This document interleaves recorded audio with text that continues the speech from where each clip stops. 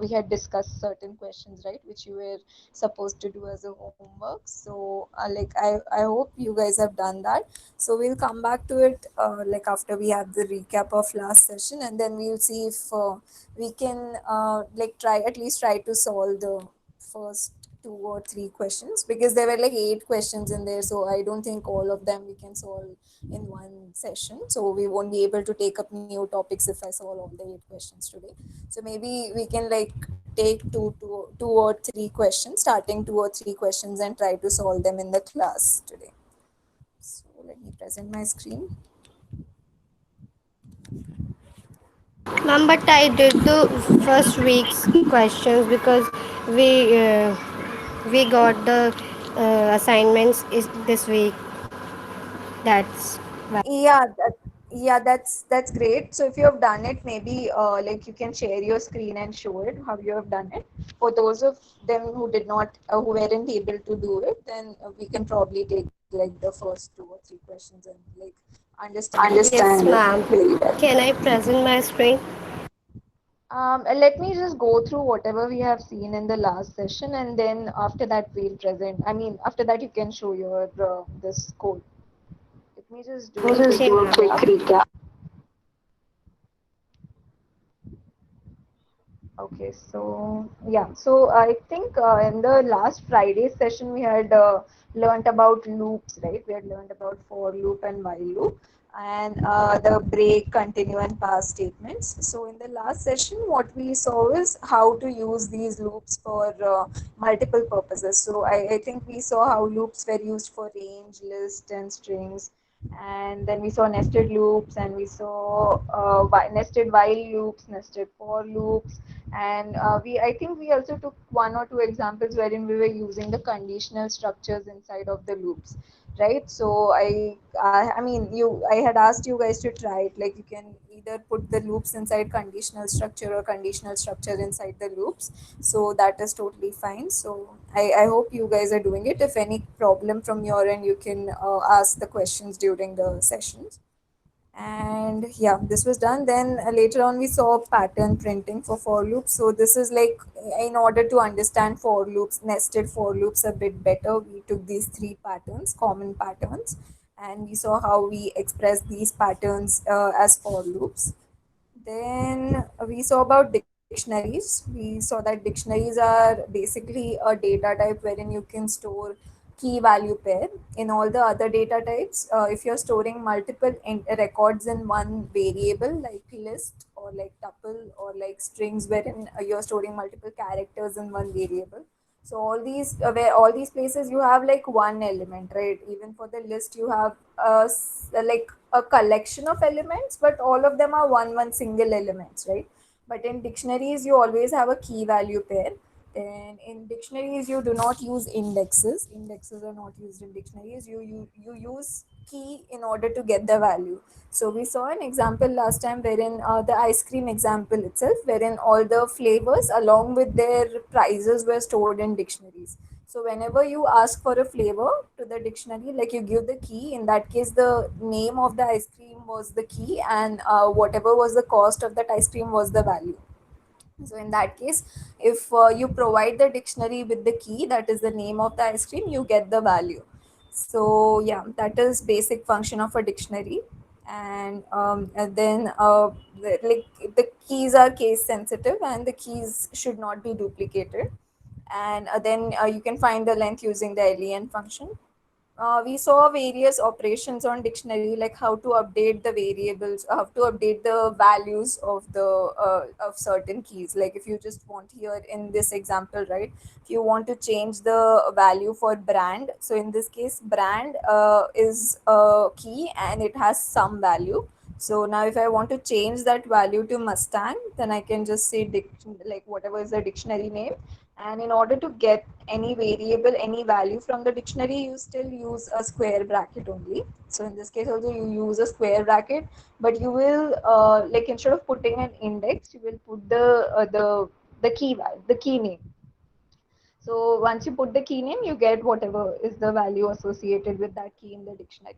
and you can update that value by using the same syntax. You can just say whatever is the dictionary name, and like the key whatever you are trying to change the value for is equal to whatever is the new value.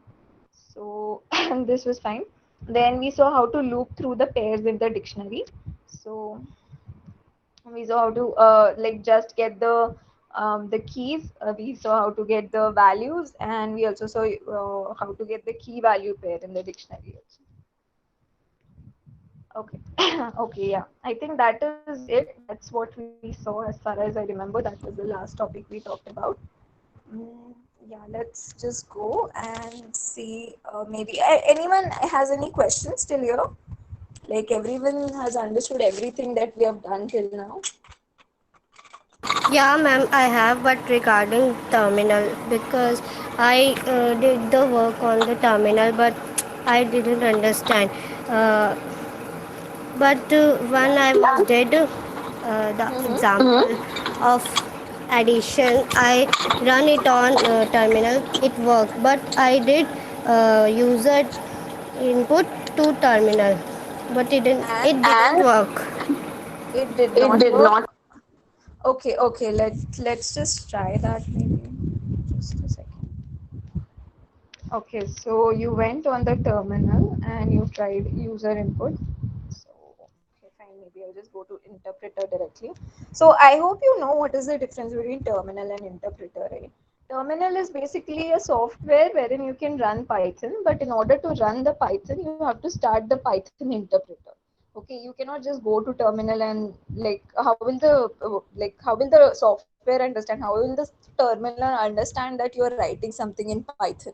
Like it has to understand that language, right? So in order to do that you have to start the interpreter. So either here in pydroid you already have the option of interpreter, so you can either directly go to interpreter or you can go to terminal and start Python interpreter. So to start Python interpreter you just say python 3 and it starts the Python interpreter. So if you have these three arrows right on the left hand side, which means the interpreter has started. Like if I just go to interpreter and check, even now it has the three arrows on the left hand side. So okay, let me try taking an input.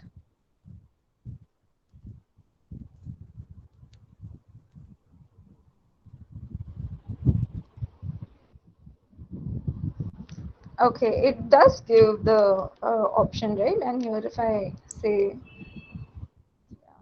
so see the now whatever input I have given. Okay, so let me just go back and come. Okay, in interpreter, see mostly why do we not write the code? It's because like in interpreter, you every thing gets executed line by line, right? So here, if I want to take an input from the user and then process something from that, like do something with that input. So in that case, first I'll take the input from the user and then I have to write the logic of like performing something on it. So if I say, if the addition example only if I take, and if I say I want to take two inputs from the user, two integers from the user, and then add those two.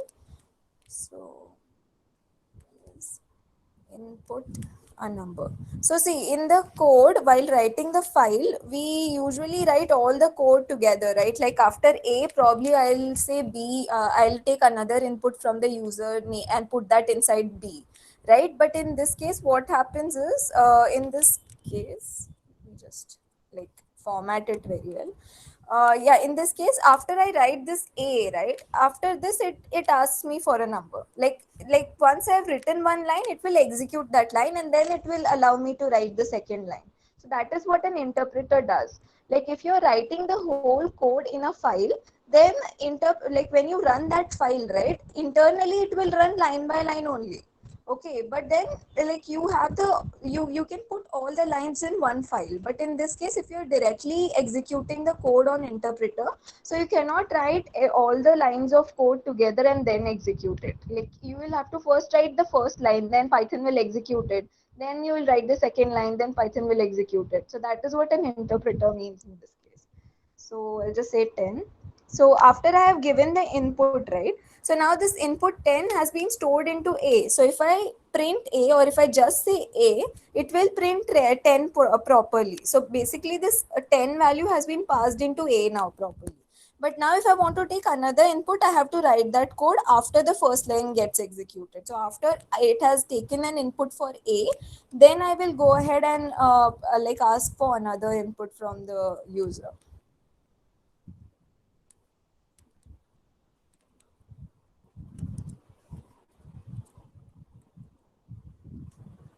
Right, so now it is asking me another number. If I say 15 in this case, okay, so this is done now. So if I again check if B is there properly, yeah, B has the value of 15.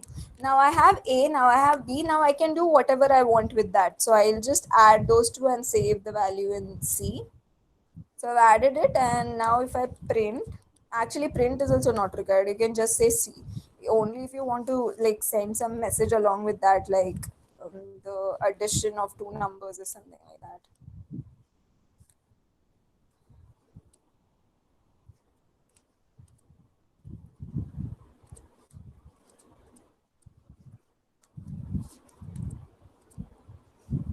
So now in this case, it gave me the answer. So I hope your doubt is clear. Like I hope you were not doing it this way, and that's why it was like not Like giving you not giving you proper proper answer. answer. No, ma'am, I did it was terminal. Now want to check my file .py file on terminal. Okay. Okay. Okay. Okay. So in that case, I think yeah, fine. It's fine.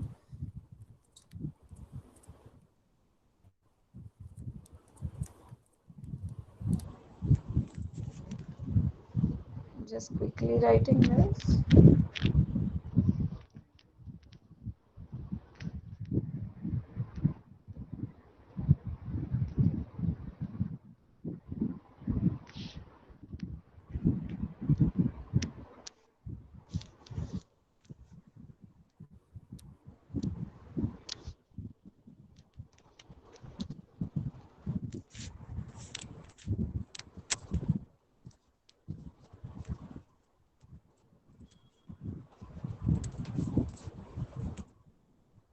Okay. So I'll just save this file now.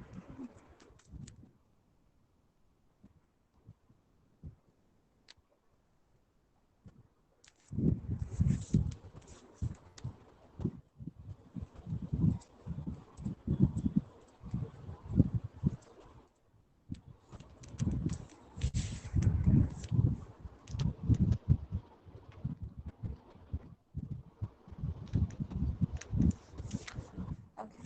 Now I have addition.py. Let's go to terminal.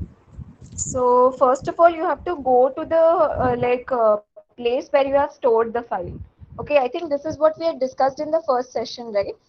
You can't like if I directly try to access the file over here, if I say Python 3 addition .py, it will fail obviously because like this is the storage emulated slash zero is not the path where I have stored it. I have stored it like you can check using open. So in internal storage here in Python workshop files and in week 6 class material here I have saved that file. So you will have to go till that point first. Okay, so let me just go back to terminal and say ls. So ls will basically list down all whatever is the folders that you have at this current directory. So this left hand side, right? Whatever is present at the left hand side, like storage emulated slash zero. So this is the current point that you are present at, the current directory you are in. And if you use ls command, then it will give you a list of all the directories that are present. Any Your questions? screen is not visible. Okay, I am presenting. Is it not visible for all of you? No, ma'am, it's visible. It's visible, right? Maybe try to reconnect and check once. Like it might be some network issue. Yeah. So yeah, I was saying, yeah. So on the left hand side, right, whatever you're seeing here, storage emulated slash zero.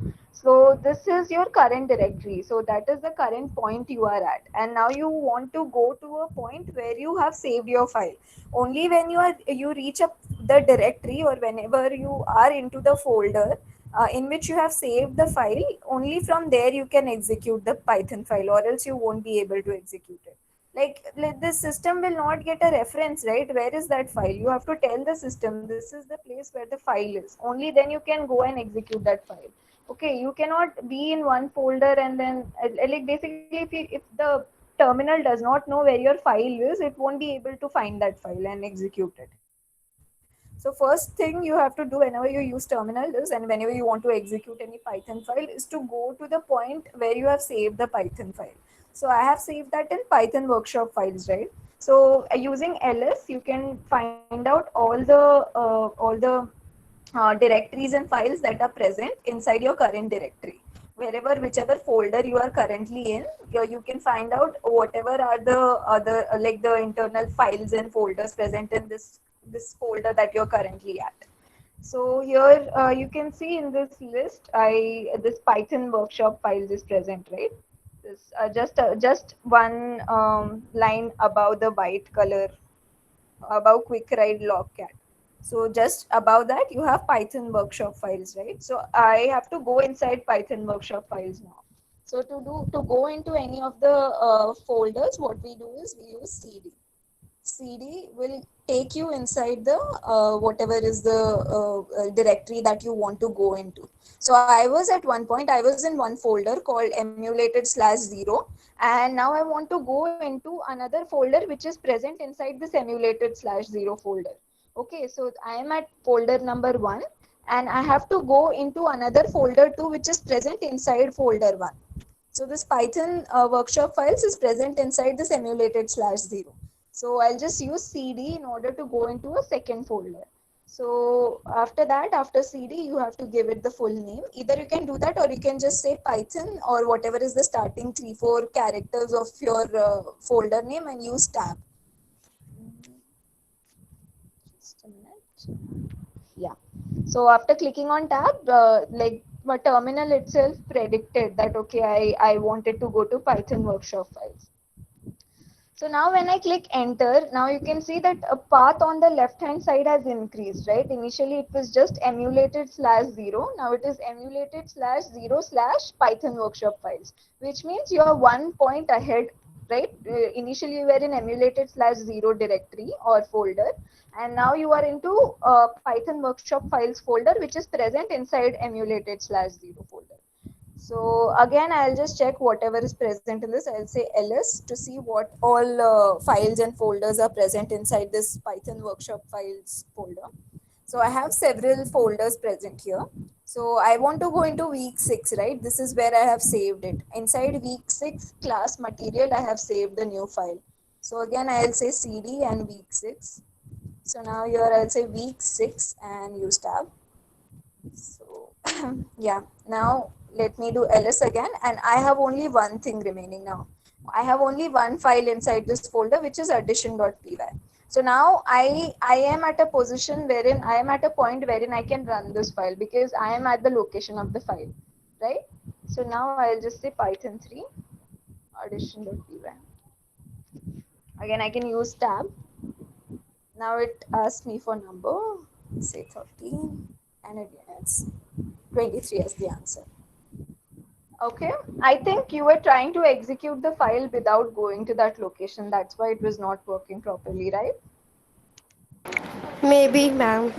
Okay, try this one then and see if it works or not. If it doesn't work, then tell me tomorrow maybe. Okay, ma'am. Okay, fine, cool. This is done. So yeah, let's go and see the first 2-3 questions today. Maybe the first two questions, I guess. So I mean, how many of you have done how many of you do the homework regularly? Like, just, I mean, there's not There's not.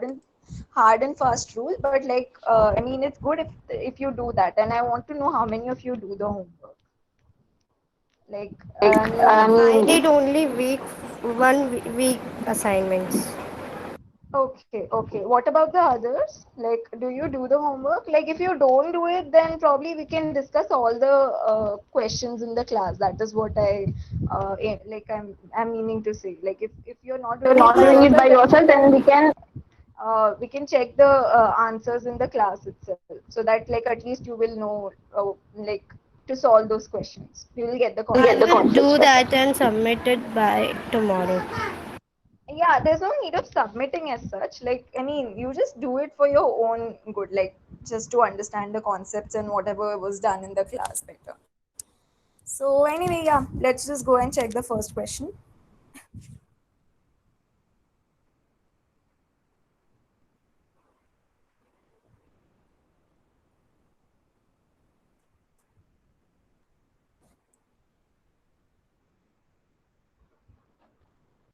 Okay. Okay, so the first question is write a Python program to find if numbers which are divisible by 7 and multiple of 5 between 1500 and 2700, 2700, both included. So yeah, think whoever has done it, if you want to show what you have done, then it's, yeah, you can do that. You can present and show. I think Nisha, you were the one who said you wanted to show it, right? You can show it right now if you want.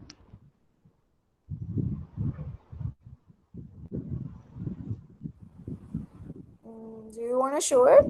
Do you want to show your code? Hello?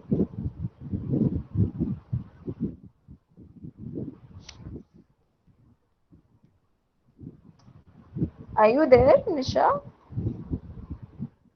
Hello, ma'am.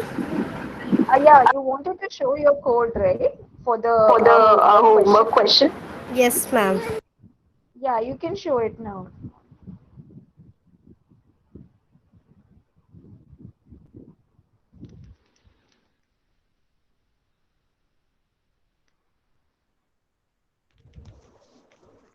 Yeah, so the first question was to find the numbers which are divisible by 7 and multiple of 5. And these numbers, like you basically had to check all the numbers from 1500 to 2700.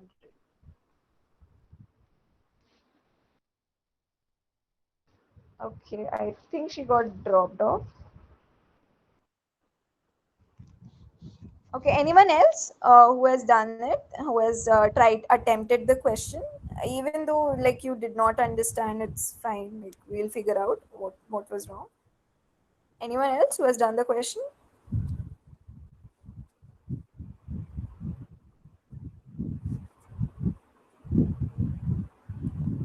Okay. Yeah, Nisha, we are waiting for you to I did present. week one questions. Sorry, not able to hear you properly. I did the week's one questions. Okay, you did week one's question. Okay, okay, okay. Fine. Maybe then we'll discuss that later. Today we'll just look at last week's questions. We'll just go through first one, two, maybe the starting two or three questions from the last week. So, okay, I've presented again.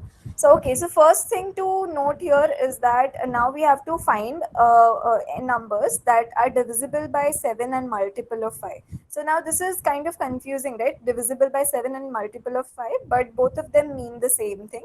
So, basically, whatever the number is, that should be divisible by both 7 and 5. Okay, which means that number, like when you divide it by 7 or and divide it by 5, both the times it should like give you a perfect whole number as the quotient, and the remainder should be 0. Can you tell of any one number, like not between 1500 and 2700, maybe from 0 to 50, like which is both divisible by 7 and 5? 35 for Yeah, cool. Yeah, cool. That's fine. Yeah. So I was just giving an example. So yeah, 35 is a number which is both divisible by 7 and 5, right? So similarly, such numbers we have to find between 1500 and 2700, like this 1500 and 2700. So now since we have to check this divisibility, like if I give you 35 and if I ask you like to find if that number is both divisible by 7 and divisible by 5, then what will you do in that case? If I okay, just if I give you a number and ask you how to find out if that number is divisible by 7, then what will you do in that case? What operation will you perform on that number?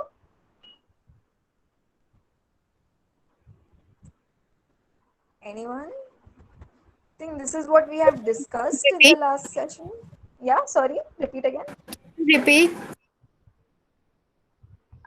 My question is, if I give a number and if I'm asking, like if I want to find out basically if that number is divisible by 7 or not, then what is the operation that I'll perform on that number? Modulus. Right, modulus. I think we had discussed this in the last session also when we were discussing the homework questions. So if I give a number and if I want to check if that number is divisible by 7, then I'll use modulus, right? I'll say number modulus of 7. And I expect that the answer should be 0, because in case a number is divisible by 7, the remainder should be 0 for that number, right? So in this case, the number modulus 7 should give me the answer of 0. Now, if I want to find out if a number, that same number is both divisible by 7 and 5, then then in that case, I will use the operation, right? I'll use modulus twice. First, I'll use to find out if it is divisible by 7, and second, I will use to find out if that is divisible by 5, and use AND operator in between, right? Because here I want to find out if that number is both divisible by 7 and 5. So in this case, AND operator would be appropriate to use, right? So now the same operation, whatever we are talking about right now, maybe I'll just go back and Because we want both conditions true. yeah, right. Yeah, that is true. So, yeah, so right now let's just take a number as 35, just an example. So now if I want to check if this number is divisible by 7, so I'll say is 7 is equal to num mod 7. Okay, now I have to check if that is equal to 0. I want my whatever the answer is, that should be equal to 0, right? I want this is 7 to be a boolean, either true or false. So I'll check the number. I'll check if whatever is the output of this operation, whatever is the output of this modulus operation, if that is equal to 0 or not. So is equal to is used when we are comparing two values, right? When we are comparing if the value on left hand side is equal to value on right hand side.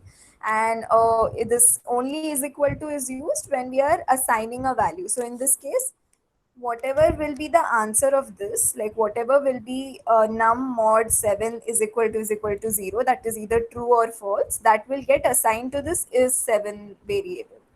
So similarly, to check if a number is divisible by 5, I'll say is 5, and I'll just say num mod 5 is equal to 0, right?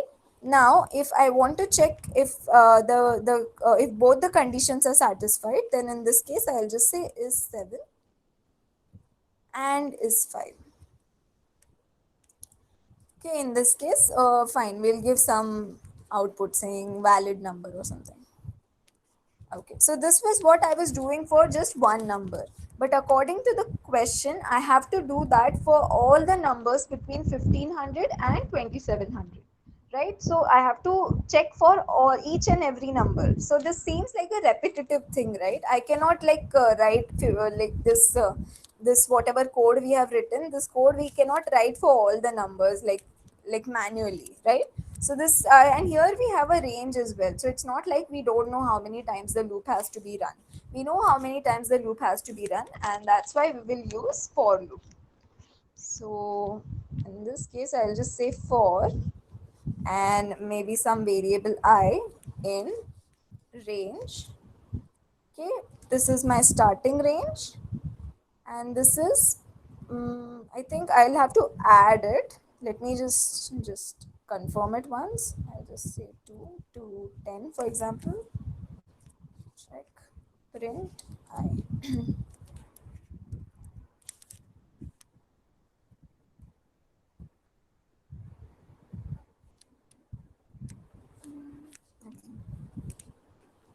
And this, okay, this runs from 2 to 9. This runs for 8 iterations. Okay, cool. Okay, so now if I want, so basically it runs from 2 to, and it will run for 10 minus 2 iterations, that is 8 iterations, right?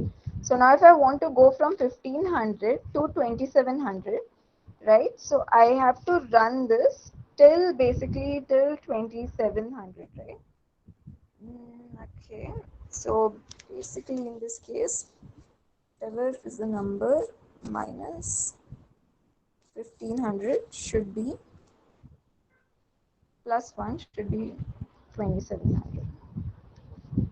So that will be minus 1 plus 1500. I'm not sure if this is the right way, but let me just check. Let's just check if this is the right range. This would be 2, 4. Then what are you saying? I'm not getting it. Yeah, wait, I'll just confirm it once and then tell you. I mean, I'm not sure if this is the right way, this is the right range. So let me just confirm it once. If it is proper, then I'll tell you.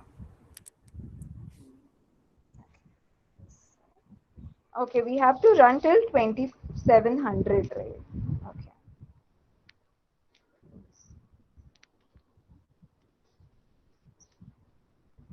Yeah, cool. Yeah. I think all that calculation was unnecessary. All you have to do is just like the starting range, starting number, whatever is the starting number, and whatever would be your ending number plus 1.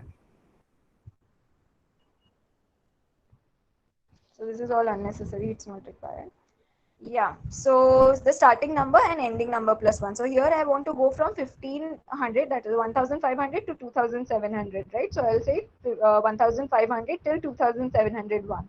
And now I have to do the same thing that I did for 35, for this number 35, right? Whatever I did, I have to do that same thing for all the numbers, for each and every number from 1500 to 2700.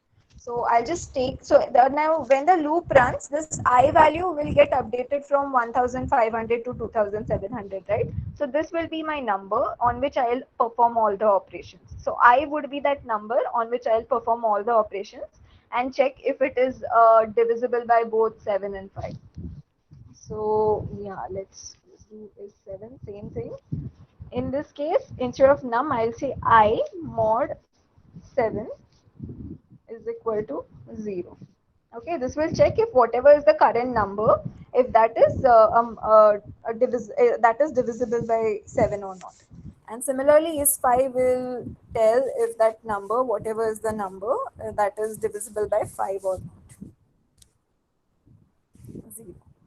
And now if both is true, that is if is 7 and is 5, then in that case I will say this is a valid number and I'll output that number. So valid number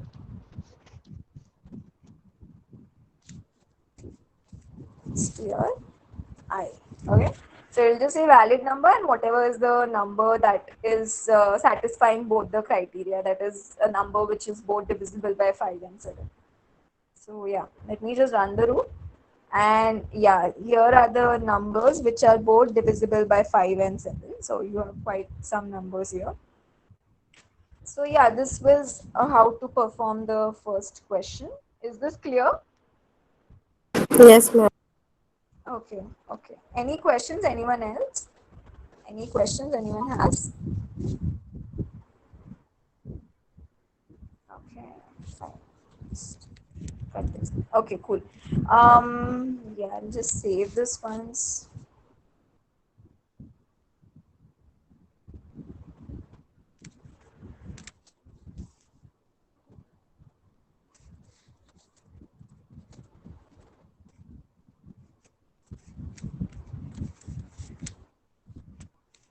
And this was week 5, question 1, right?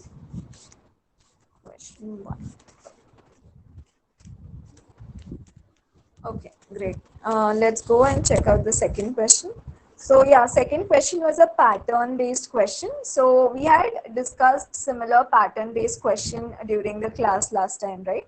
But we had only seen either an ascending one or a descending one. We hadn't seen like both ascending and descending together, right? So that was what the question was. You had to write a code, a nested for loop, basically in order to show this, print this pattern. So yeah, so let's try this. So yeah, last time I had given you a hint for this. So basically here in this case, I'll write two nested loops, two for nested for loops, one for the ascending part and one for the descending part. Okay, so one would be like increasing stars and one loop will print the decreasing stars. So yeah, I'll just like print this first to make it better to understand.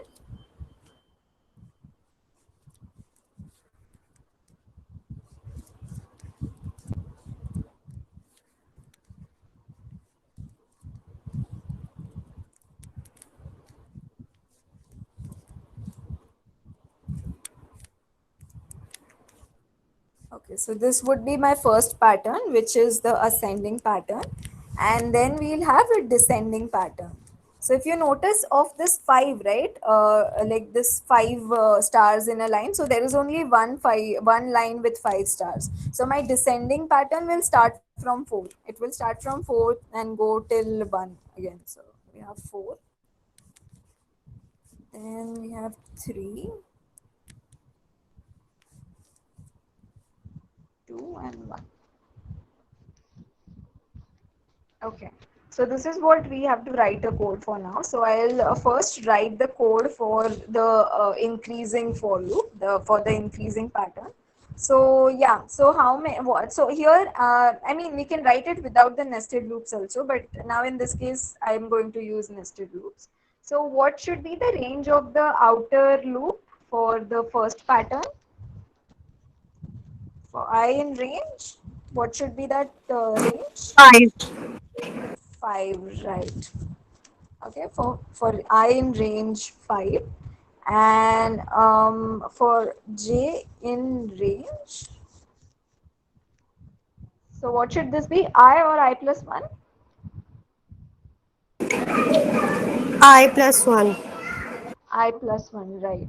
Why I plus 1? Because if you see here, at every I, like starting from I is equal to 0, if I have I is equal to 0, the number of stars is 1, right? For if I is equal to 1, then the number of stars is 2. So this j basically is going to print the stars, like it will print the stars starting from 0 to whatever is the range, right? So if on the first line I have one star, which means I have to print till range 1, right? And if on the second line, if I have two stars, I have to print the stars for range 2. So yeah, after this I'm just going to print it for as many times as like whatever values j takes, that many number of times it will print the stars. And in order to not make the stars printed on different lines, not print the stars on different lines and like side by side instead of one after the other, I'm just going to print this end is equal to, this will basically this won't end the statement with a new line. So basically when you put end is equal to open and close this quote, in that case your line will end with a like this null character. Like basically if I just put a space here in between,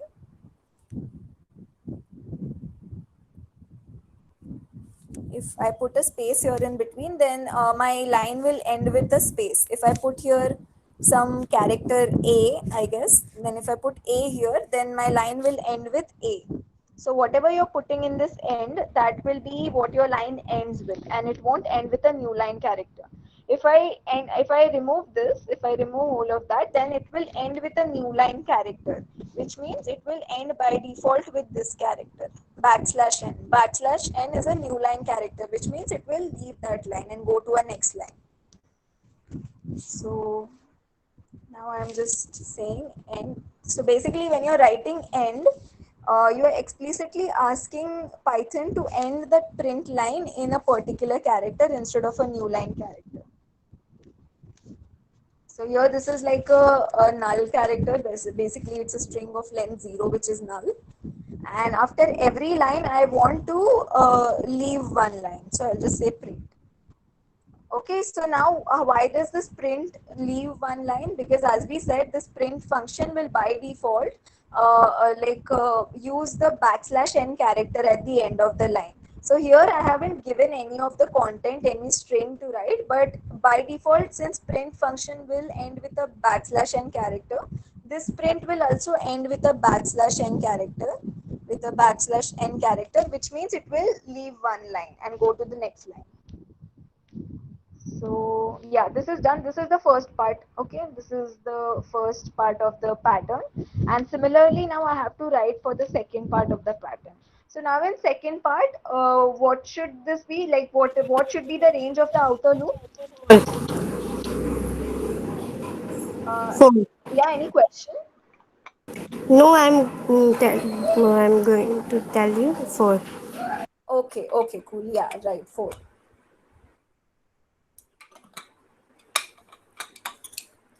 Yeah, so the outer loop will go on till a range of four. Range four.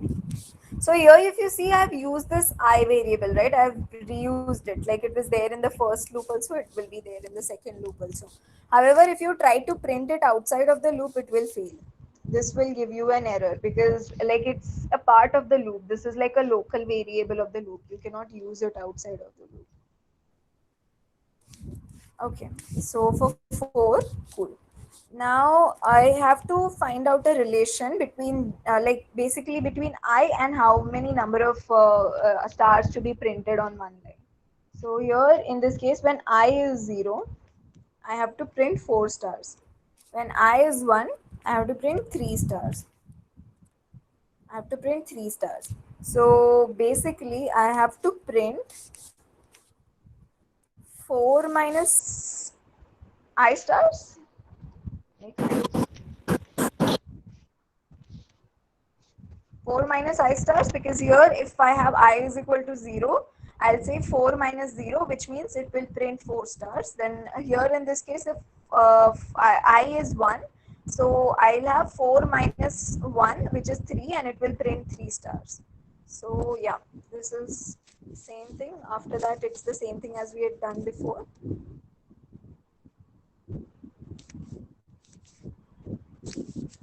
End is equal to, and then again I'm leaving a line for like making it look like a pattern. Let me just comment it out. Okay. Now, if I run this, yeah, I get the proper pattern, whatever was required. So we basically broke the pattern into two parts. One part with the ascending pattern and one part in the descending pattern. Okay, clear? Yes, ma'am. Okay, great. So I think, so what should we do? Like, should we go to the next questions or should we start with new concepts? Start. Okay, what about others? What do you feel? Like, should we complete the questions or should we go Start to the. the new question, new sorry, concepts of this class, this session?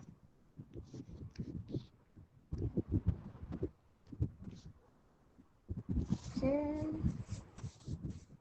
we should start. Yes, ma'am. Okay. What about others? Like, are you understanding what is happening? Like, I don't see many people responding. So it's hard to understand, like, if you guys have understood whatever is happening in the class. Are you following with it, or do you want me to like repeat the concepts once more? Like, it'll be better if you give a feedback, like if you tell me that these concepts are not being understood properly, or like at least put it on the chat saying, yeah, it's understood, something like that. Some form of feedback, so it'll be better. Fine, cool. Let's just go and check out this week's PPT.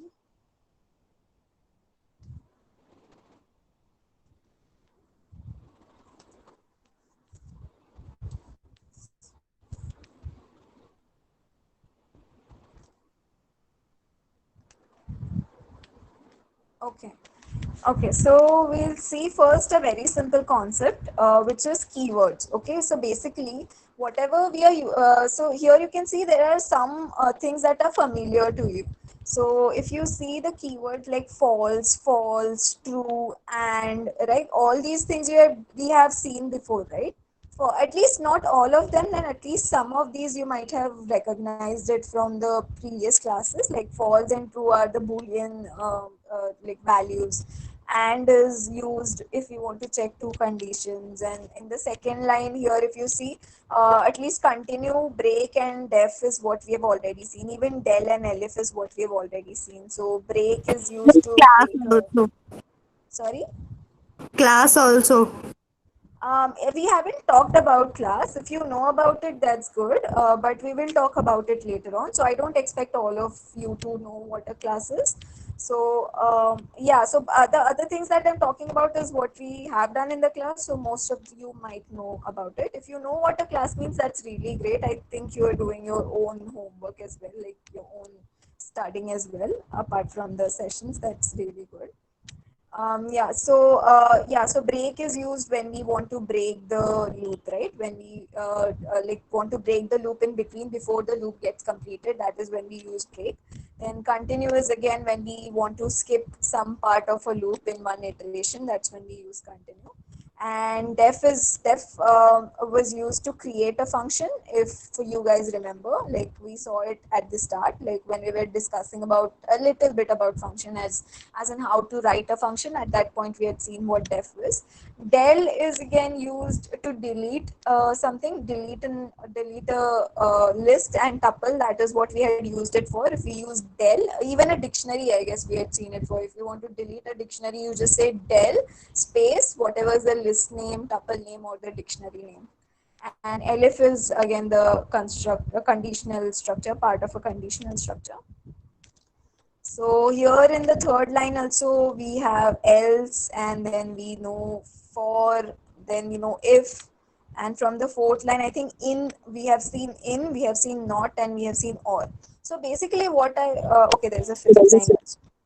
Or ma'am, global also. Yeah, global also we have seen. Yeah, I missed that one. Yeah, global we have seen. And from the fifth line, pass we have seen. I'm not sure if return is what we have seen or not. We'll see that later on anyway. And while is what we have seen.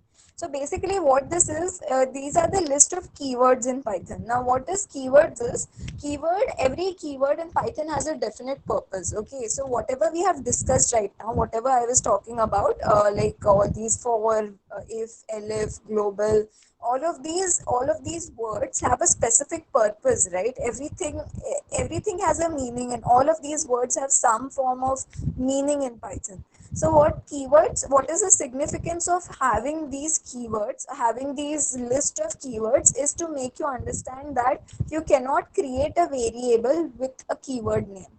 That means whenever you're creating a variable, I think we saw the rules of creating a variable, right? So the first one rule was that you can only use alphanumerical. That is, you can either use capital alphabet, small alphabet, numbers, or underscore. These are the only valid characters that you can use while creating a variable name.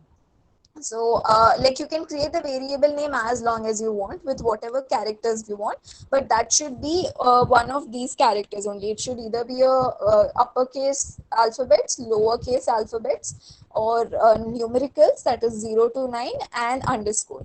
Then the second rule we saw was that you cannot start a variable name with an underscore. This was one another rule we saw. And the third rule is that you cannot name the variable name as a keyword. That means you cannot create a variable name with a name while. Okay, if you do that, it will fail. It will give a syntax error. So if I say while is equal to 3, this is going to fail because while is a keyword in Python. You cannot use while as a variable name. So here it says invalid syntax. So that's going to happen every time you try to create a variable with a name similar to one of the keywords. So that's why it's not necessary to remember the keywords, but as and when you will use it, you will understand. Like if you're using false and true, if, else, elif, and for, while, all of these things on a regular basis, then you will understand that these are like keywords and you should not use them. You should not use them while creating any variables. So is this clear? This is just a small significance of using keyword. I mean, why are there keywords in Python? Why do we have this list of keywords in Python? So that is because you cannot use them as a variable name. Yeah. Yes, ma'am. So yeah, great. So next we'll see what is global. I don't remember taking global in the class. So maybe you might have read it from somewhere else, I guess. Yeah, so okay, so we have seen what a local and global variable is basically, right? So that, I mean, that is only what we have seen, and like as a concept we have seen a global variable, right? We have seen that if I declare a variable, if I declare a variable here outside of any function or outside of any code block, that is outside of any function, outside of any if block or outside of any loop, then in that case it is a global variable, which means it can be used anywhere.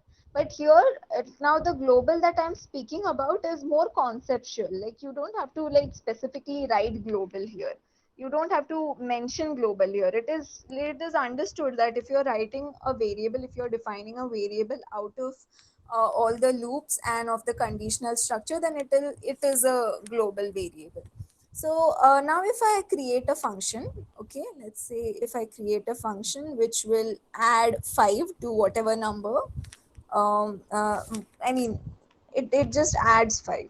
Okay, now if I write num is equal to 4, and I say ans is equal to num plus 5, because the function is add 5, so that is what it's doing, it's just adding 5. Okay, and I'll say, Ma'am, can we put anything in the function? yeah, you can put anything in the function. You can put an if else block also in the function. Like a function is basically whatever you can write normally, right, as a part of the file without a function. All those things you can write it inside a function. The only purpose, the main purpose of function is to like segregate the code. Like you, like if you don't want to run the whole code, and if you want to divide the code into multiple pieces and only use those pieces when required. Like if I have like an addition function, if I write the logic to add two numbers in that function, then whenever I require to add two numbers, I don't have to write the logic 100 times. I can just call the function. So that is the main purpose, that whatever you're writing inside a code, you can reuse it multiple times without having to write the whole code again. You can just call the function name and you can use it as many number of times as you want. So here I'm just writing answer. Okay. So what would be the answer? What should be the answer in this case? 9. 9. Okay, let's see. Okay, sorry. We have to call a function. If you're writing a function, it has to be invoked from somewhere. So fine. So if you don't call it, it will still be there. That part of the code will still be there, but it's just that Python is not executing that code. Python will go inside this function and execute line number 6, 7, 8 only when this add 5 function is invoked or called from outside. So here, yeah, you have answered 9. Now my question is this num present at line number 3 and is this num present at line number 6? Are they the same variables?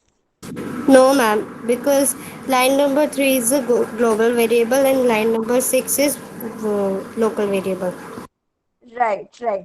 So even though these two, even though the global num variable and the local num variable have the same name, they both are two different variables, right? This outer variable num is a different variable and this variable num is a different variable. It's like two people having the same name, but that does not make them the same person, right? So in this case, both of these variables just have the same name, but they are not same variables. They are two different variables. So if I try to access, if I write print num here, so now I'm trying to print this num out of the function, right? So it will refer to the global variable. Okay, if I'm trying to print a function inside, if I'm trying to print num inside, so in this case now it will give me this num whatever is present inside the function. Okay, so line number 8 will print whatever is the num, like if I remove this, if I just remove this. Oh, in this case, line number 8 will print num as 4. Line number 8 will print num as 4. Okay, whatever, if I've defined if I defined a new variable inside a function and I'm printing that variable, then that is what it will provide me. So if num is defined as 4 inside add5 function, then when I'm printing inside the add5 function, I'll get 4 only as the value. Okay, this is clear. Yes, ma'am. Okay, but if I'm printing from outside, if I'm printing this print num from outside of the function, in this case there is this local variable does not exist outside of the method, right? So in this case I have only one num, that is the global variable 3. So in That this is case it will print 3. Yeah, yeah, you were saying something. no, ma'am. Okay, okay. So yeah, so this is cool. This is cool for everyone. Like if I have a local variable with the same name as the global variable, and if I'm trying to print that local variable inside of the function, I'll get the value of whatever the local variable is. If I'm trying to print from outside of the function, in this case there is only one num defined. Like this inner num, this whatever num is present inside of the function is not applicable at line number 12, because that num is only declared inside of the function, and its existence is only present inside of that function. You cannot use that variable outside the function. So if I would have removed this, if I would have just commented it out, then in that case this would have failed. Line number 12 would have shown me an error saying num is not defined, because it can only access if you're printing something from outside of all the functions, then only global variables can be printed, not local variables. So this is cool. So if I print this, since I'm calling add5 first, add5 function first, add5 control will go on line number 5 and then on line number 7. So I should get 4 printed first and then 3 printed. Is this clear for everyone? Yes, ma'am. Okay, okay. What about others? Is it clear? Okay, okay, cool. Okay, cool. Yeah, this is great. Now, if I remove this, if I remove all of this and just print num, what should be the value according to you?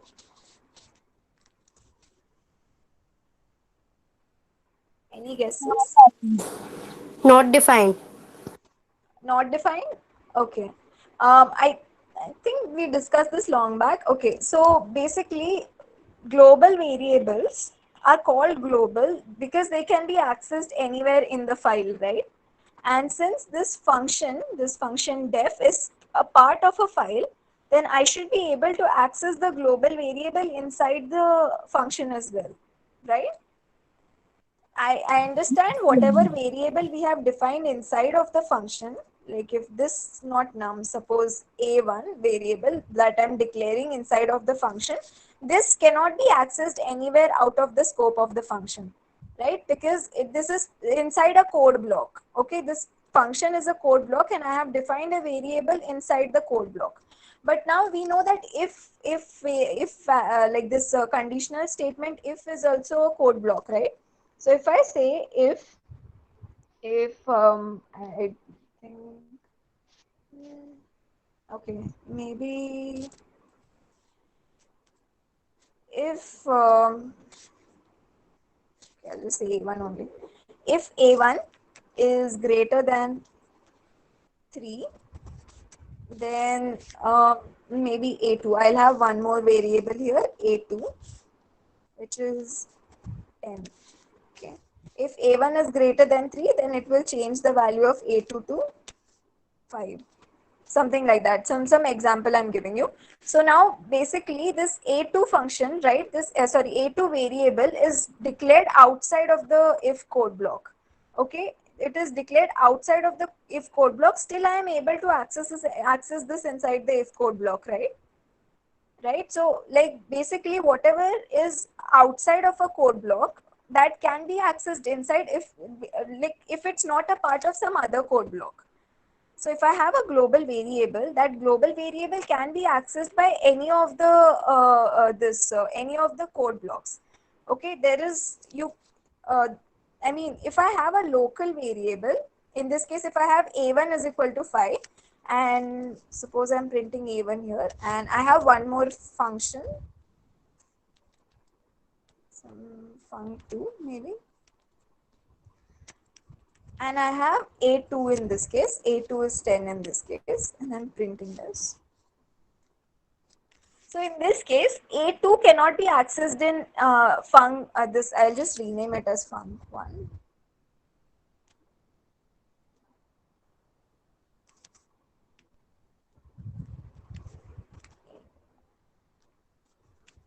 Okay, I'll just rename this as func1. So in this case, yeah, you cannot access A2 variable in func1 or A1 in func2. Okay, because they both are defined inside of the code block, which is a function, right? But whatever is present outside of all the functions and it is a global variable can be accessed in any of these.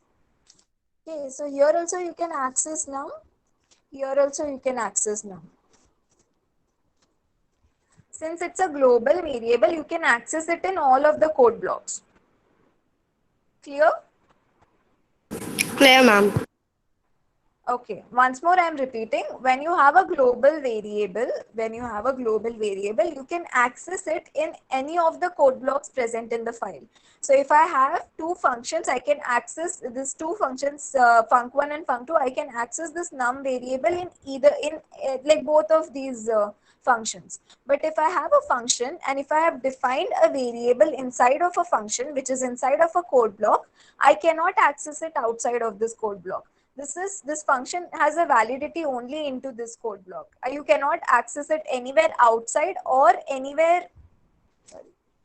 You cannot access it anywhere outside or in other functions also. You can only access it in this function. So yeah, this is so this I think this is clear. So that is why it's called a global, and this one is called a sorry. This is called a global, and this one is called a local, because a local variable cannot be accessed anywhere else apart from the code block that it is defined in. But a global variable can be accessed anywhere in the code. That is like the definition of a global and a local variable. Okay, so this is cool. So now in this case, if I print num, so what should be the answer? Like if I call the func1 function, what should be the answer? 3. I have two print statements. 5, 3. Okay, 5 and 3. Cool. Right.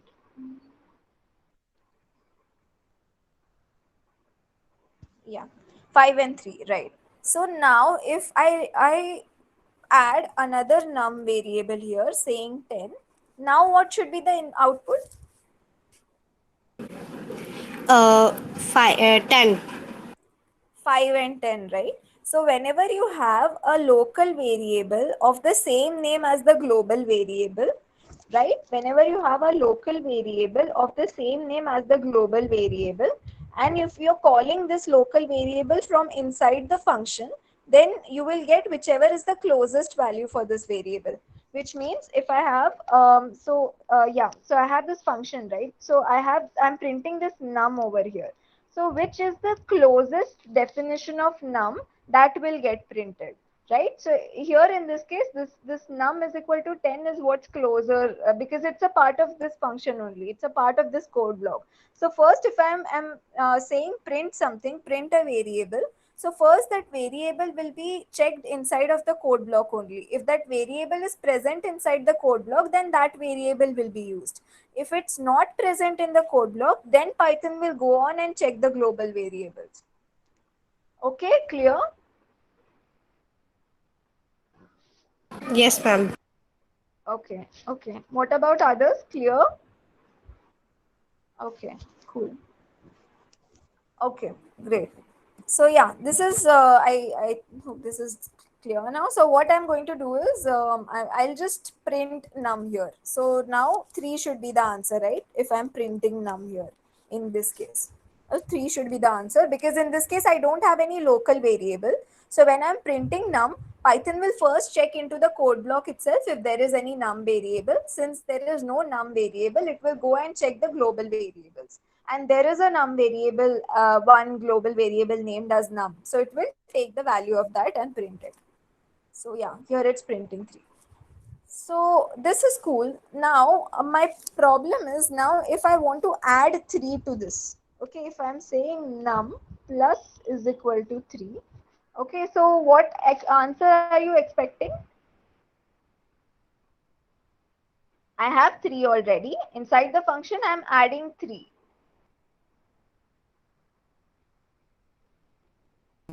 Num equals to 3. Num equal to 3. Like I have this 3 already, right? This num variable is 3 already. Now I'm saying num plus is equal to 3. Or I'll just say num is equal to num. Or yeah, num is equal to num plus 3. Right? So I'm adding 3 to the num variable. So now if I print that, it gives me an error. Okay. So why I'll tell you. Now if you have, in this case, there when you are trying to use this num, right? If you come to line number 5, okay, so line number 5, Python always executes from the right hand side. That is very obvious, right? You will first, I have a num. I'll say num plus 3, whatever is the value of num, I'll add 3 to that value and then store it into the num variable itself. So in this case, Python will try to find if this num variable is present in the code block or not. It's not present in the code block, so it will go and find the the global variables, right? That happens only in case of printing. When you want to change any value, when I'm trying to change the value of some variable, in this case, I'm trying to change the value of my num variable, right? I'm trying to change this value num variable. Like if, or maybe I'll just leave this. I'll just say num. Yeah, cool. If I say c is equal to num plus 3, this will work. So this will work because in this case, you are not changing the value of global variable. You're just using the value of global variable to add 3 to it and put it into some other variable. But when I say num is equal to num plus 3, which means whatever is the current value of num, you add 3 to it and store it into num itself. So in this case, this num is obviously, I mean, basically this num is a global variable, right?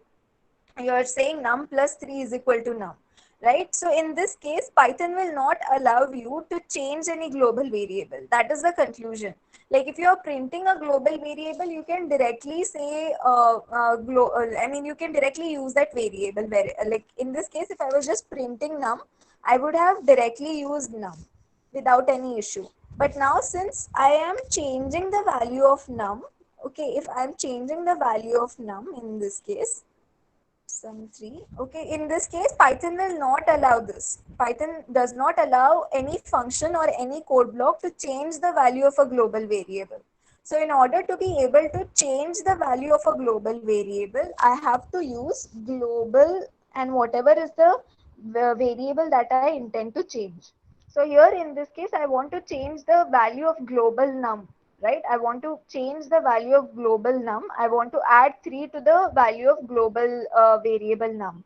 So here I'll first have to use global num, which will tell my this code block that I am using this.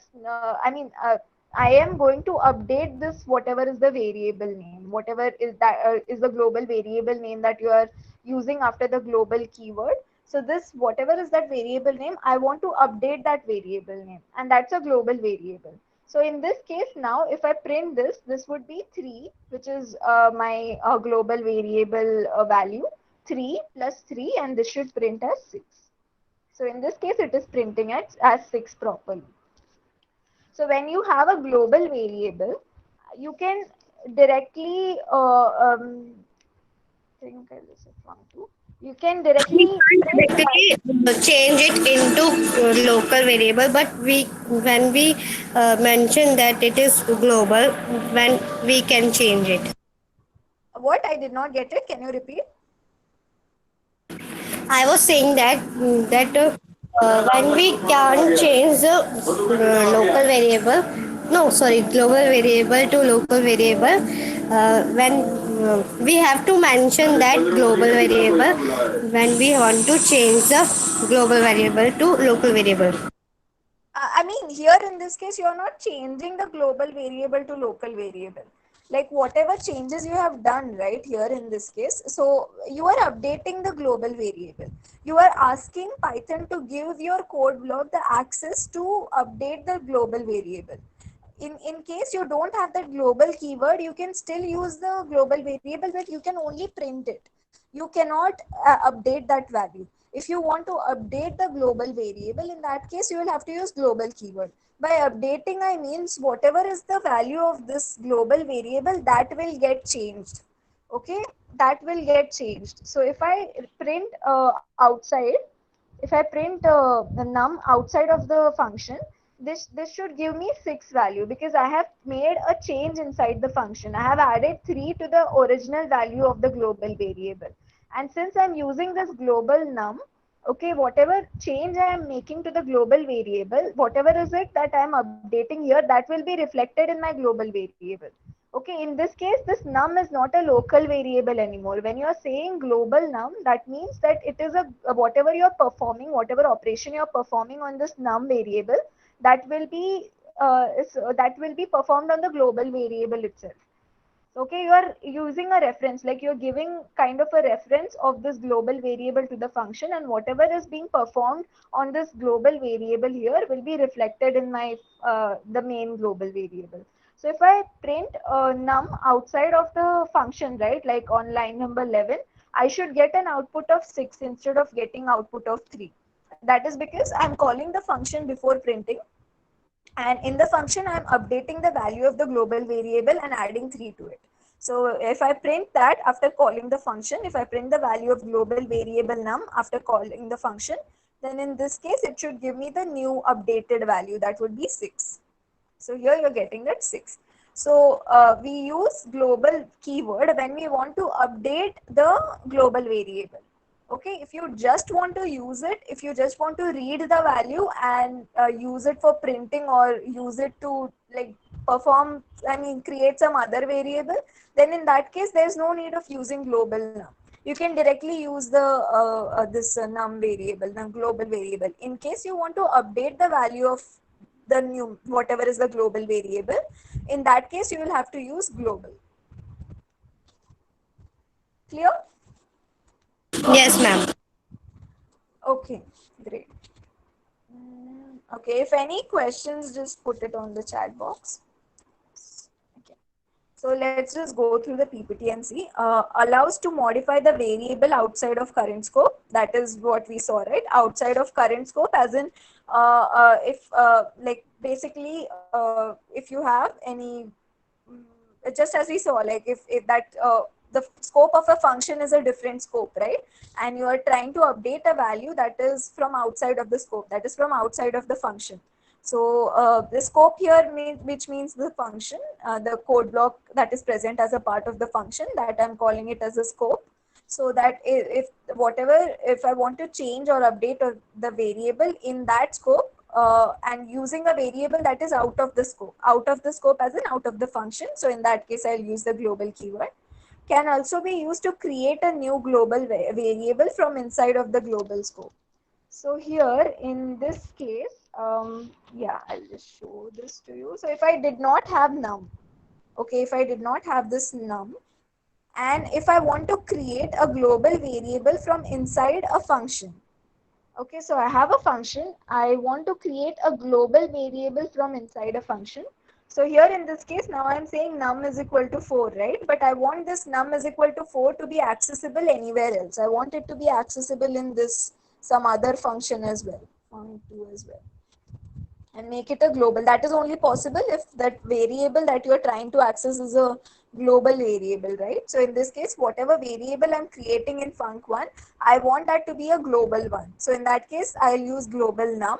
Then I'll again say num is equal to 4. Now if I would have removed this, I would have removed global num, then in this case it would have been a local variable, and I wouldn't have been able to access it either outside of the function or in a separate function. So I'll just print func2 here. So I wouldn't have been able to access that variable in all of these other parts. Like if I just run this, it says num is not defined. But if I use this global num, in this case, whatever is this num, whatever is your variable that you are uh, calling, right? Whatever variable you are um, saying that this is going to be a global variable, then that if you initialize that, that will become a global variable. So now this num can be used in a different function. It can be used outside of all the functions also, and its value will be 4 in this case. So I have three fours here because I'm printing it at 3 points. I'm printing it from inside the same function. I'm printing it from inside the second function, and I'm also printing it from outside all the both the functions. So yeah, that is how you can create a global variable from inside of a code block using global keyword. Using global keyword outside of the function doesn't have any importance, which means if I have a global variable, same I'll use. Now if I say global num and num is equal to 3, so this does not have any, like this global num does not have any importance. Like if I remove this, this will be the same as adding this. Like num is equal to 3 will be sufficient. You don't have to use global num if you are defining that variable from outside of all the functions. Okay, there's no need of using global num. You only use the global keyword if you want to either update any global variable or create a new variable from inside of a code block, from inside of a function or any other code block like a for loop or something. So in that case, you use this global keyword, or else there's no need of using it. Is not required while printing or accessing a variable outside of a scope. So that's what we saw, right? If you want to either print the variable or access it, access, which means if I have some different, if I have a different variable that I'm assigning this num plus 5, I guess. So in this case, I'm not changing the value of num. I'm just using the value of num to create another variable, right? So in this case, it is fine. I don't have to use the global keyword. I only have to use it when when I want to update the global variable. Yeah, cool. Yeah, this is done. Your global keyword is done now. So yeah, clear till here for everyone. Yes, ma'am. Okay, great. Give me just 2 minutes. I'll be back. Till then, maybe you can just go through the concepts, or I mean, I'll be back in 2 minutes. Just give me 2 minutes.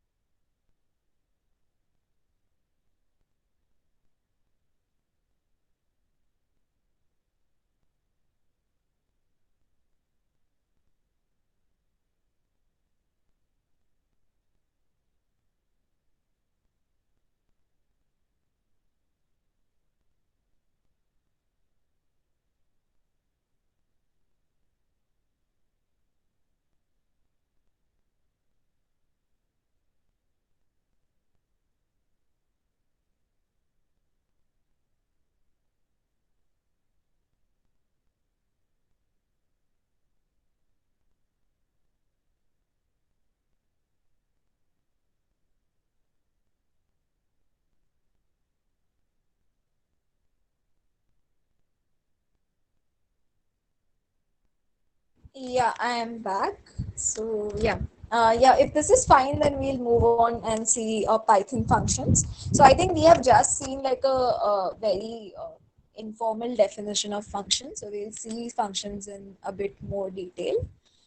Yeah, so I think like we have discussed it previously also, at least what is the use of functions? Why do you use functions? So we use functions when we have like one block of code that we want to repeat at multiple places. So if like if you have a code, a block to get two numbers and multiply those two numbers, so you can put that inside a function so that whenever you want to multiply two numbers, you can use that function instead of writing the logic again and again. So that is one reason why you use functions. And yeah, so it will only be called, like the block of code will only be run when you call the function name, when you explicitly write the function name. It's not like a sequential structure. Like if I'm writing 4 lines in a file without using a function, then if I run that file, then all the 4 lines will be executed. But that is not the case with functions. If you're writing a function, then you have to explicitly call the function wherever that is required. So yeah, so let's just go and just check. Okay. So yeah, I have some examples over here. I think the basic one we have already seen how to create a function. So we use the def keyword, right? Here you can see def keyword we use, and then we write whatever is the function name, followed by parenthesis, which is like the open and closed round brackets.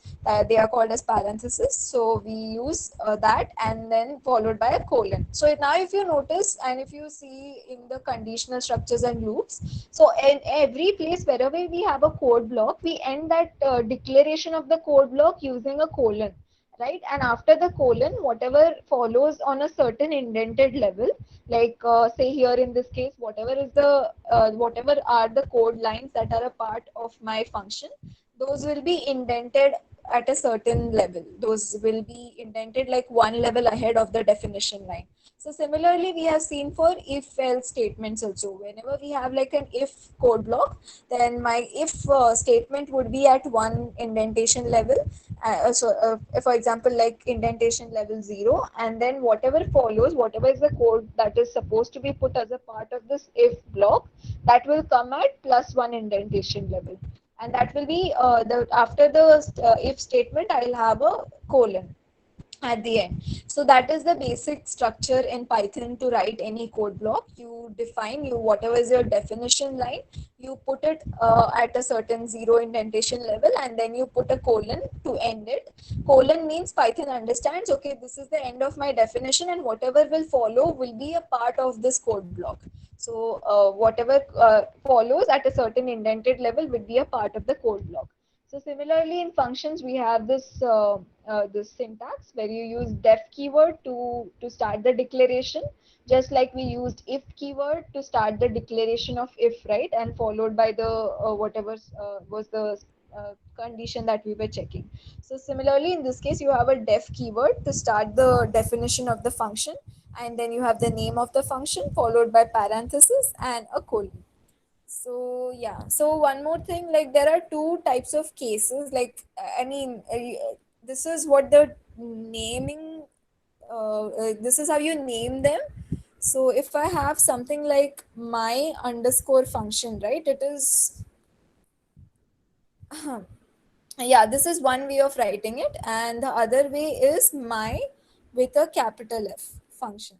So this is called a camel case. This you can either use like a camel case, wherein like you can use like a small and the capital characters together, wherein every new word will have a capital letter like this, or you can use a normal way of writing it. I think this is called a snake case. Yeah, this one is called a snake case, I guess. So wherein you use an underscore in between all your words. So you can use either of that. That's based on your preference, whatever you're comfortable with. So yeah, this is how you define the function, and whatever is precedes, whatever are the following lines of code, that would be a part of the function. So I think I'll just say this is a function. So yeah.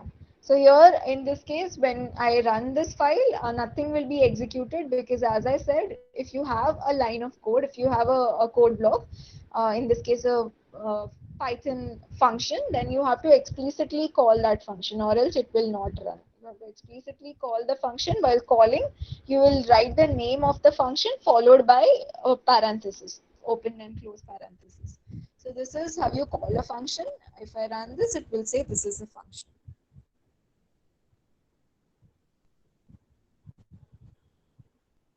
Okay. So this was how to create a function and how to call that function.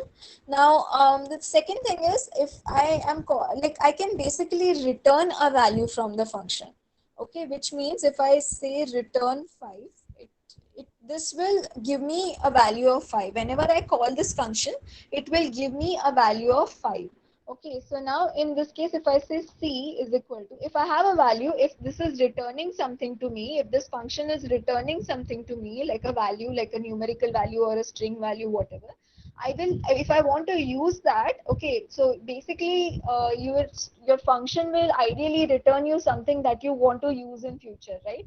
So if I want to return this 5 value, okay, if I want to, or maybe, yeah, what I'll do is, this is a input function. So this one will take input from the user, okay, to make it better to understand. So this is an input function, and this will take an input from the user. So I have int, whatever is the input that you acquire from the user. Ma'am, can we create same function but different line? I did not understand your question. Can we create same function but add the different line? Okay, you mean like you want to repeat this function? That is what you mean. Like if I copy this and paste this, what will be the? Is that Yeah. what you want to say? I don't think that would be allowed. You cannot have more than one functions with the same name. I think that would be a syntax error. You can try that. Okay, ma'am. Okay, but if I call some input function, right? If I call input function, ideally Python should get confused as in which one to execute. Okay, it is allowing the same thing. Yeah, probably it's allowed then. You can write the same function with the same name. But I mean, if you have a different functionality, like if I say please input something, and I mean, that doesn't make sense, right? Like if I say input function, then I guess the first one will only be called. No, the second one gets called. But in this case, you have like an ambiguity, right? If you name two functions with the same thing, with the same function name, and if you try to call one and Python, like you won't understand which one is Python going to call. In this case, if it is like if it's always going to call this the last defined function, like in this case we saw that it called this last please input something wala function, right?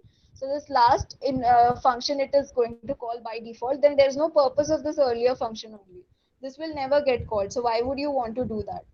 You will obviously want to use these functions whatever you're creating, right? So if you name it differently, that would be fine. So in this case, what happened was Python allowed me to have two functions with the same name, but in the when I tried to call this Python function, it just gave me this one. It gave me the second one itself. So I'm assuming whenever you try to call the function, whenever you use input function as the name, it will always give you this second function only. It will never give you the first one, which means the first function is of no use. So there is, why did you even create that function then? So yeah, I'll just go back. Ma'am, somebody muted you.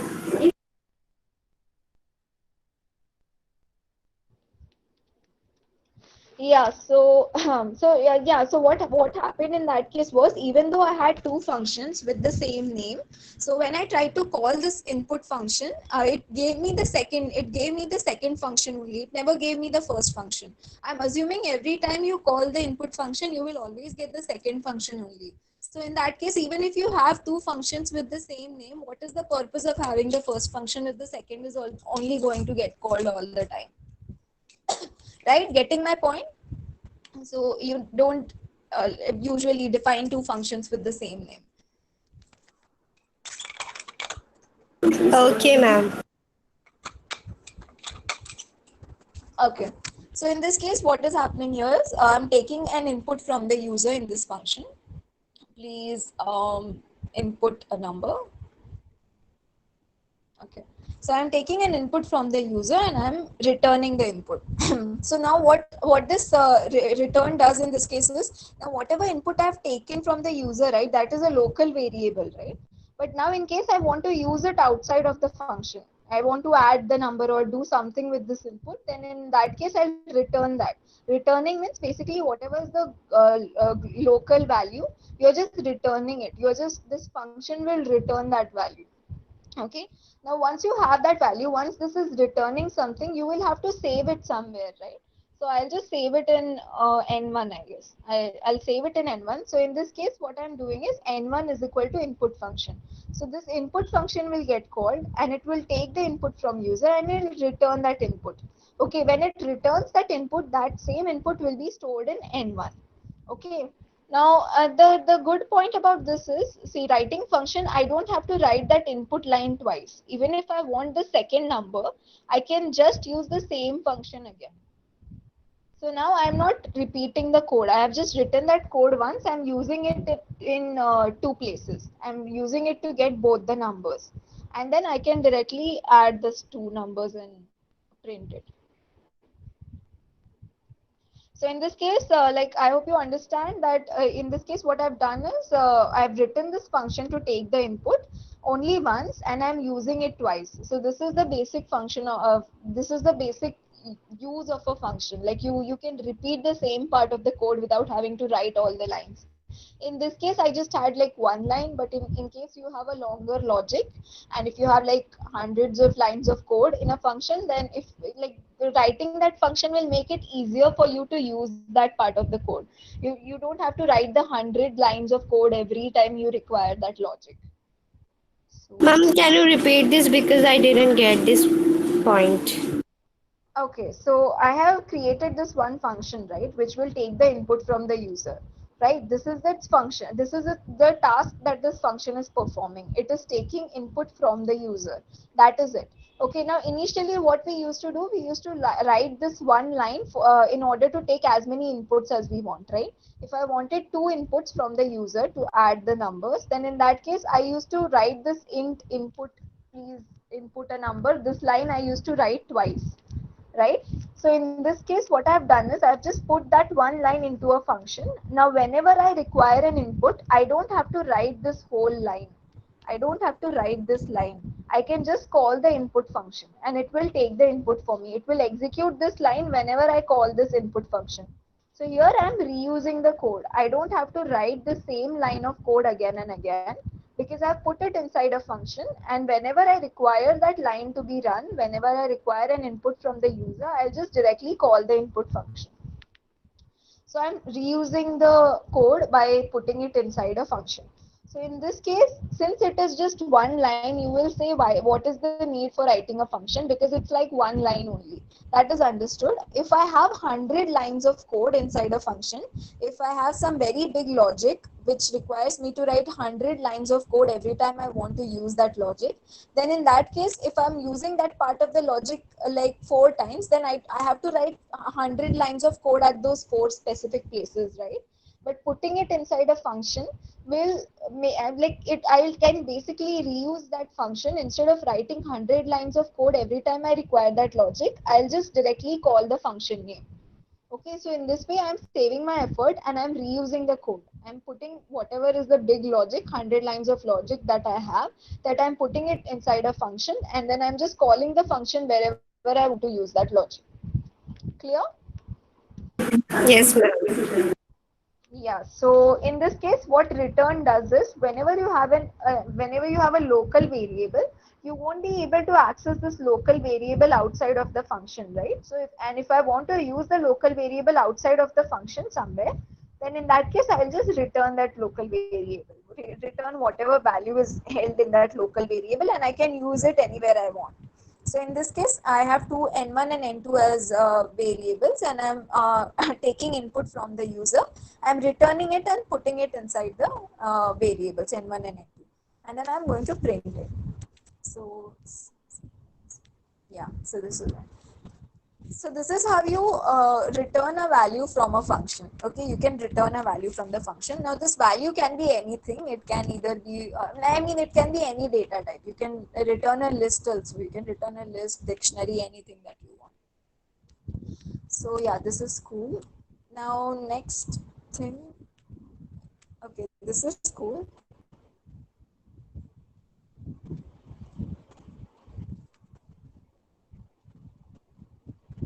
Okay, next is passing parameters. Okay, so now if I have a function, okay, and if I want that function to do some task on some input, so I can specify that input also. I can put that input inside this parenthesis here. Okay, so what I'll do is I'll write a function which will take two numbers and which will add those two numbers. So I'll just remove all of this here. Okay, so I'm creating a function again. I'm creating a function that takes two numbers and adds them.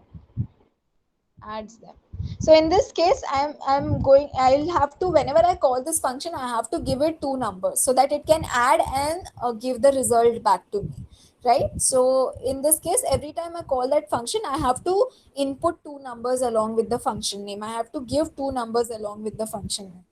So whenever I am defining that function, I have to say num1. I mean, you can say any variable name. You can use a, b, or num, n1, anything. Okay, I'll say num1, comma num2. Two variable names. Okay, and now these act like this num1 and num2 that you have passed into the function will act as a local variable. Then you can say ans is equal to num1 plus num2. Whatever you have passed into this function, you are going to add it. So this num1 and num2 is a placeholder for the two numbers that you will be inputting whenever you call the function. Okay, so these are called as parameters. These are called as parameters to the function. You can have as many parameters as you want. You can even have one parameter, that is totally fine. So if I have one parameter which is just printing, which is just probably just print, or yeah, just like for simplicity. Okay, if I have num1, which, and this function is just going to print num1 here, so I'll just say print num1. Okay, it this whatever this function is, it will just print whatever number you pass through the function. So now in this case, whenever I'm calling the function, right, whenever I'm calling print func, I will have to put in one number, some number or some value. It can be any value. It can either be number or it can be like a string also, right? Anything, something I have to pass inside of it so that that can be printed. If I don't pass anything, this will throw an error. Okay, this will throw an error because in this case, this function is expecting a parameter. This is called as a parameter. Whatever you are putting inside the parenthesis is called a parameter. Okay, that makes sense, right? You're putting it inside the parenthesis, so it's called a parameter. So this parameter, right, you have to pass that like whatever, if one parameter is required, you have to pass one value while calling the function. If I don't pass any value, Python will consider this as a different function only. Like it is trying to find a function whose definition is that it does not require any parameter, whose name is print func, and which does not require any parameter. So this is not the definition of the function that we have created. The definition of the function that we have created says that its name is print func and it requires one parameter, right? So here in this case, if I try to use this, if I try to call the function without passing any value, this will fail. It will say print func missing one required positional argument. So it is giving me a prompt saying that one positional argument is required. Okay, so now what is argument?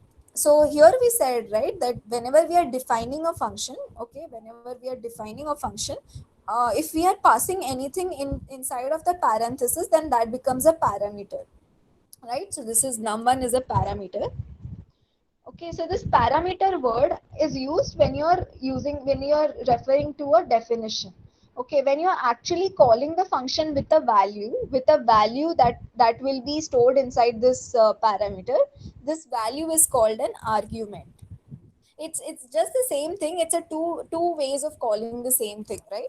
So when you have a definition, if you're defining a function, if you are defining a function, and in this definition you are putting in some value, in some variable value inside of the parenthesis, then that is called a parameter that you will be passing to the function.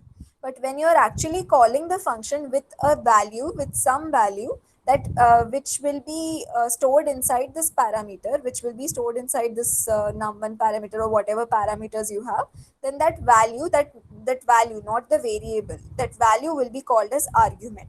So a variable is called a parameter, and if you try to pass in the value while calling the function, then that would be an argument. So this is just like two different ways of referring to the same thing. Okay, internally this 4 will be stored in num1 and this 4 will only get printed here, but it's just two ways of calling one thing. Okay, when it is inside a definition, calling it, when you're actually calling the function with some value, then that is called an argument.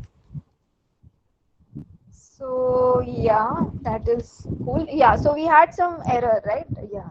So I'll just remove this. So yeah, we had an error which says missing one required positional argument number. So it is prompting me that one argument is required and you have not passed any arguments. So I'll just pass some argument. I'll pass anything, can be passed, or either number or anything that you want. Yeah, so this is cool. Now it has printed whatever was supposed to be printed. So yeah, this is for one parameter. Now if I try to put in two arguments when I have defined my function only for one parameter, even this will give an error. Okay, it again says takes one positional argument, but two were given. So in this case, it is saying that only one argument was supposed to be put in. Like you're passing in two, that is a syntax error. That is an error. So you need to pass as many number of arguments as are present in the definition. As many parameters are present in the definition. And the same number of arguments should be passed as the number of parameters are. So yeah, this is cool. I'll just remove this. So now we will write a function which takes two numbers and adds them, right? So I'll say add func. And now in this case, now since I have two numbers to add, I have to take, my function has to take two numbers whenever it is called. And so that's why I'll have two parameters. I'll have num1 as the first parameter and num2 as the second parameter. Now I'll add those two and I'll return the answer. So I'll have num1 plus num2. Okay, so and then I'll return this. So returning means whatever is the answer, I don't want to do anything with the function will not do anything with the answer. Wherever the function is getting called, that place you have to decide what is to be done with the answer, what is to be done with the output of the function. So this return C means C is the output of the function add func, right? You are giving inputs as num1 and num2, and this is add func is going to process those inputs and add the numbers and will return you some output. So in this case, C is the output that is being returned. So now if I call this, I'm just going to print.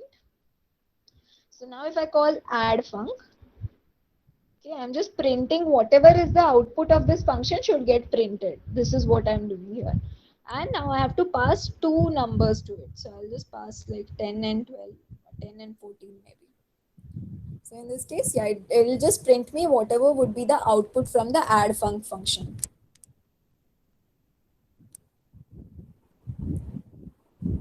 Okay, cool, everyone? Cool, everyone? Any questions?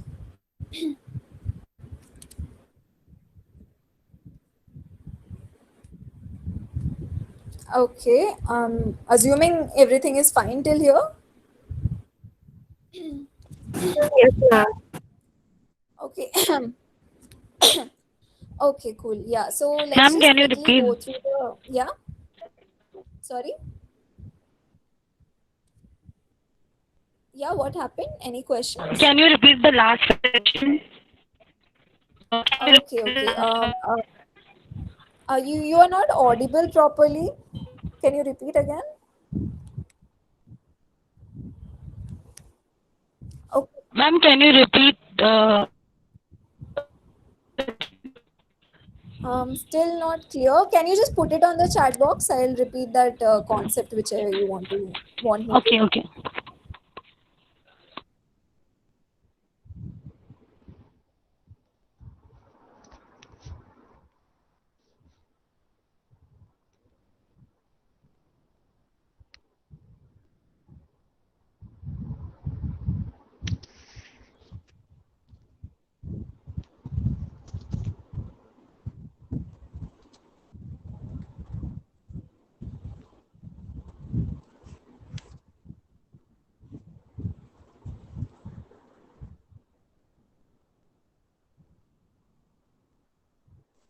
Last section, okay.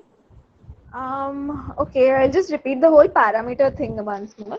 So yeah, so basically whenever you're defining a function, so this is where you're defining a function, right? Where you're using def. So that is the point where you're defining a function, right? So wherever you're defining a function, if you put in any variables or any variables inside of this parenthesis inside the definition, then this is called a parameter. So in this case, my function print func has one parameter, any input to the function basically. If you want to give any input to the function, then that input is called as a parameter in the definition. But when I'm calling the function, so in this case, I'm calling this print func function, right? So when I'm calling this, I'm passing it an actual value. It's not a placeholder, it's an actual value, right? So here in this case, this num1 is just a placeholder for whatever input the user will give me whenever it will call the function, or like whatever input you will give the function when you are going to call the function, right? So that is a parameter. But when you are actually calling the function with some value, right, which will be mapped to this parameter. Now when you're calling print func 23, which means 23 will be mapped to this num1 parameter and that will get printed, right? So here in this case 23 is an argument. Okay, when you're passing a value while calling a function, so that value would be an argument. But when you are writing an input as a part of a function definition, so that would be a parameter. It's the same thing, it's just two ways of calling the same thing. So then we saw that if I have one parameter in my function, then I can only pass one argument. If I pass either zero argument or more than one argument, in that case, in both these cases, it will fail. It will throw an error. Okay, it will prompt what is the issue. So in this case, if I just comment this out.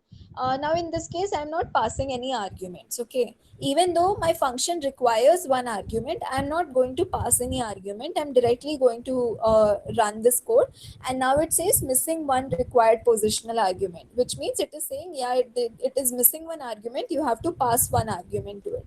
But if I pass more than one argument, if I pass more than one argument, still it says takes only one positional argument, but two were given. So it will prompt you the error, and you have to pass the same number of arguments as there are parameters in the function definition. If the function definition has two parameters, then even while calling the function, you have to pass in two arguments, two inputs you will have to give to the function. So this was for one input, one parameter function. And if I have a function that was going to add two parameters, that is going to add two numbers, in this case two parameters, whatever two inputs that you give to it, it is going to add those two inputs, and it is going to return me the output. Okay, so whatever you're returning would be the output of your function. So in this case, I have a function which has two inputs, num1 and num2, and my function is processing on these two inputs. It is adding the two inputs and saving that whatever value is in a local variable c, and then it is returning the output. It is giving the output. The function will give an output of c, whatever is stored in the local variable c. So now whatever is when I'm returning c, right, so whatever is supposed to be done with this returned variable c, returned value c, will you will have to take care of it wherever you are calling the function. So in this case, whatever would be the returned value of add function, I am going to print that returned value, the output of add func. whatever would be that output, I'm just going to just going to print it. So in this case, if I run this, it says 24, it prints 24. 24 is the output of this add func if I pass 10 and 14 as the as the arguments to this function. Okay, yeah, is this clear? Yes, yes, ma'am. Okay, cool. Yeah.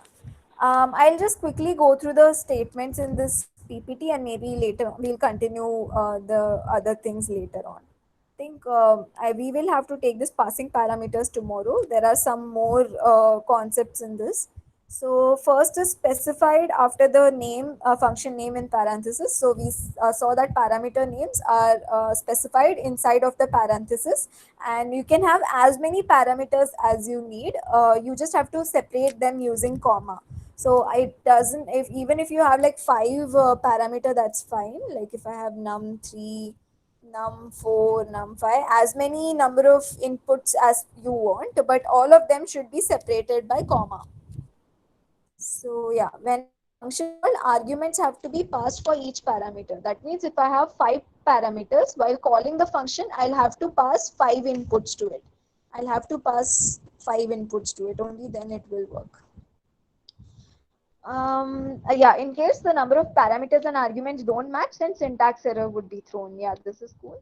And I think the rest of the two we will continue tomorrow. It's about default parameters and the case wherein you don't know how many parameters to pass in a function. So I think we'll see those cases tomorrow. For now, till whatever we have discussed today, if anyone has any questions.